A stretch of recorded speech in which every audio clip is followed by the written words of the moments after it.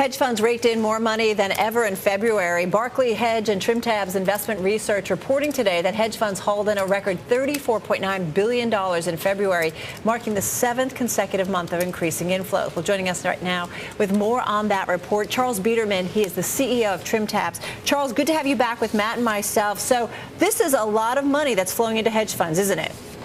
Yes, it is. It's the most we've seen in quite some time. And it's not particularly a good sign. In the past, whenever there was a huge inflow, the market sold off subsequently. So it's sort of a contrary indicator. Let's talk about why, first of all. I mean, it's following or chasing performance, isn't it, this amount of money? It's 2%, by the way, of total hedge fund assets. Well, typically February is the biggest month for inflows, and this February it seems to be pension funds allocating an increasing proportion of cash to hedge funds in order to outperform bonds, I guess. So we're not exactly sure where the money came from hedge funds, but hedge funds are the biggest source of the new funds. Does it continue in your view based on the flows that you're seeing? No, typically, as I said, February is the biggest, like year-end allocations and decisions. They decide in January, and the money seems to flow in February. So February historically is the big month for inflows. So why I mean, your research points out that hedge funds typically do well when inflows are high. We're looking at the highest inflows in a couple of years here. Why do hedge funds do poorly when inflows are so big? Well, the market's done quite well for a number of months since last August when Mr. Bernanke announced the Fed's going to subsidize the equity market. The market's taken off, and now hedge funds pension funds are deciding they want to get on board, and it looks to us as if it might be a little late in the game, but given that the QE2 is going to end in a couple of months. So this is just about chasing returns in your view? Yes.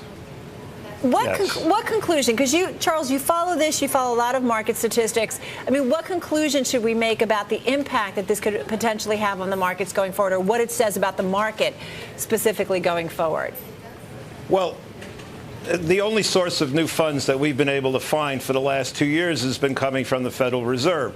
If they stop putting new money into the market in June, or making money available by creating this huge bubble of liquidity, we're not sure where the new money is going to come from to take stock prices higher.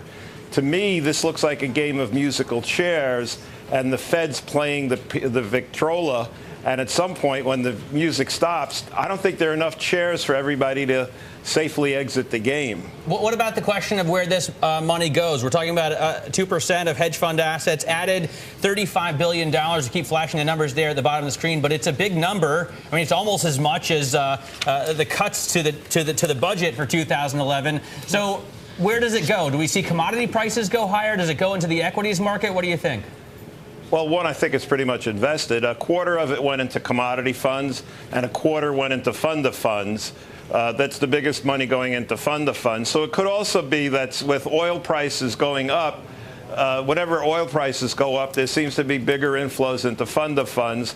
And the suspicion is that fund of funds are where sovereign wealth entities invest through.